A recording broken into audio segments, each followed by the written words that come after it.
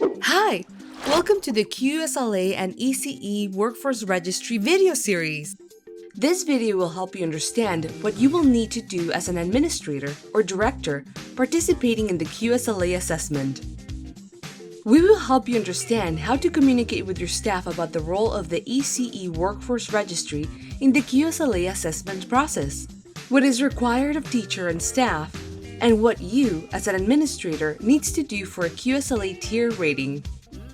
First, encourage your staff to review the second video of the QSLA Registry video series, which will help them to create a registry profile, select their current employer, and upload necessary documents on the registry.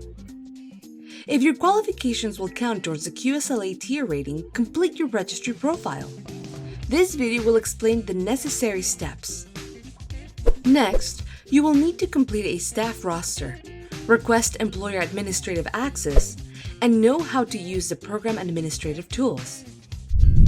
Let's start by logging into your registry profile at www.caregistry.org using your email. If you have forgotten your password, click here. If you are unsure whether you have a profile, contact registry support staff by clicking in the lower right-hand corner on Support.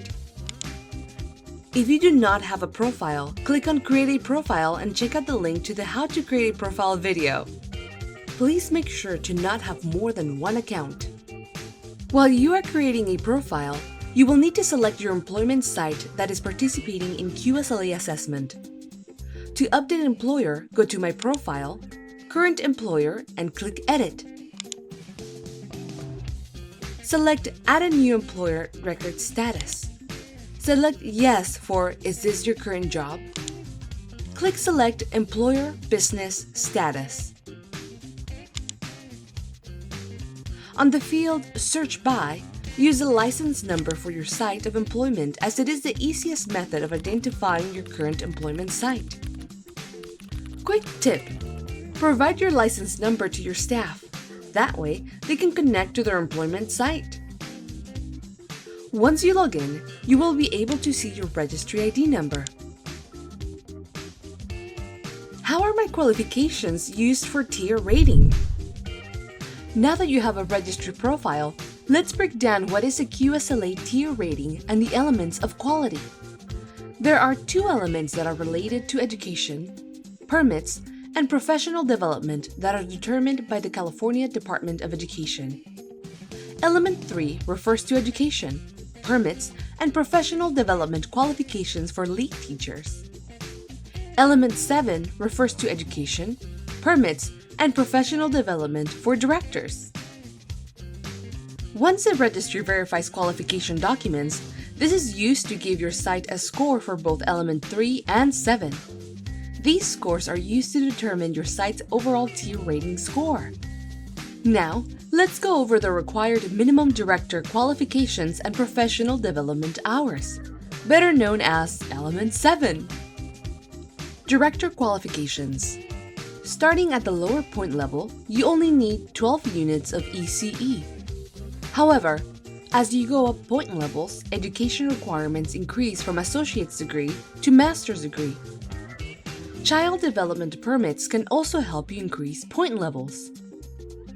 4 points, bachelor's degree and 24 ECE child development units, plus 8 management or administrative or program director permit, and 21 professional development hours. Don't forget, it is extremely important that you meet the 21 professional development hours requirement in order to obtain that point level for both options. Check your college transcript for units that may count towards the management or administration requirements. Many commonly accepted courses include administrative and supervision in the course title. QSLA recommends that you continually upload proof of professional development into the registry as you complete trainings and attend workshops to ensure documents are stored in one place. This will make it easier to locate at the time of assessment. You can calculate your professional development hours going back one fiscal year from the year of assessment. Let's take a closer look at document types and what is required for the registry to verify these documents. You will submit transcripts from every institution attended, including community college, four-year college, and graduate school, to make sure all applicable classes completed count towards your required units. You do not have to purchase official transcripts to submit this data. You can download unofficial transcripts for QSLA purposes. You should submit all pages of legible, unmarked transcripts with your name, school name, conferral date. A conferral date is when you graduated. There are a few things you need to know about transcripts. You do not need to upload diplomas because the registry only verifies coursework documented on transcripts.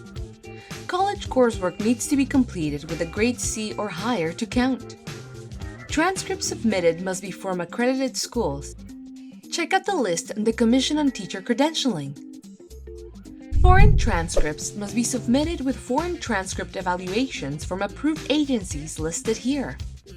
Note, there is a fee for this service. Next, you should upload any child development permits issued to you by the Commission on Teacher Credentialing, known as the CTC.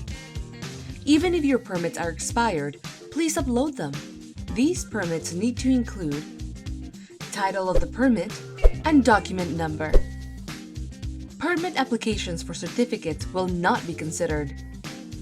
To recap, submit unofficial or official transcripts, valid or expired permits, and any other credentials to the registry.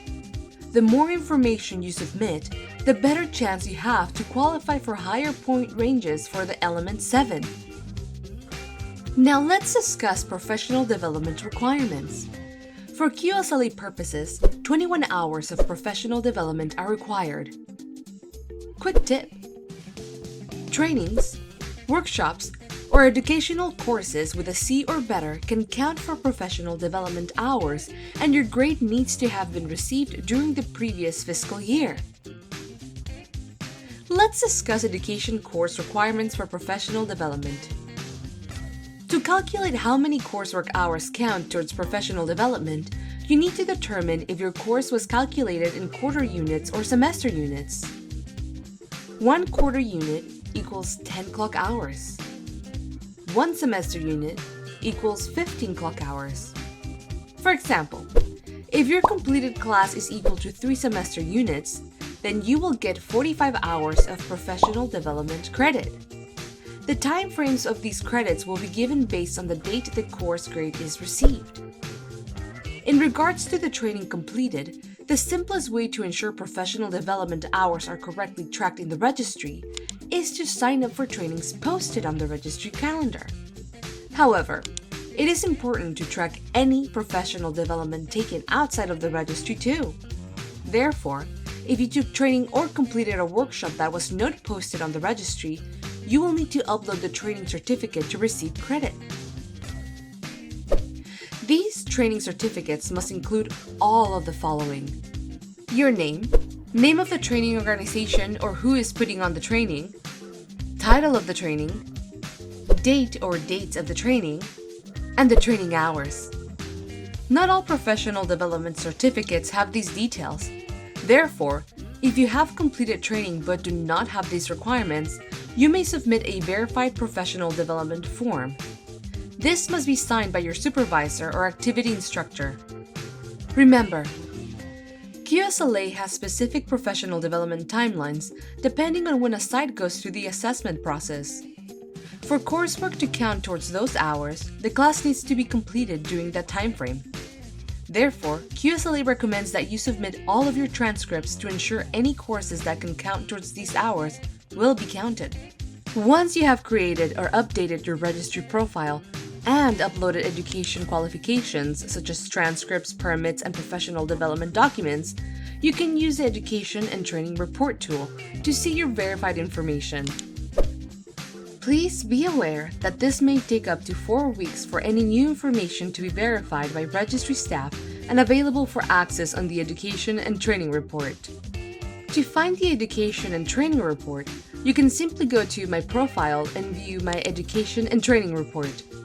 This report is helpful for you to view your teaching staff's coursework, child development permit, and professional development hours. For more information about the Education and Training Report, click now or follow the link on the video description.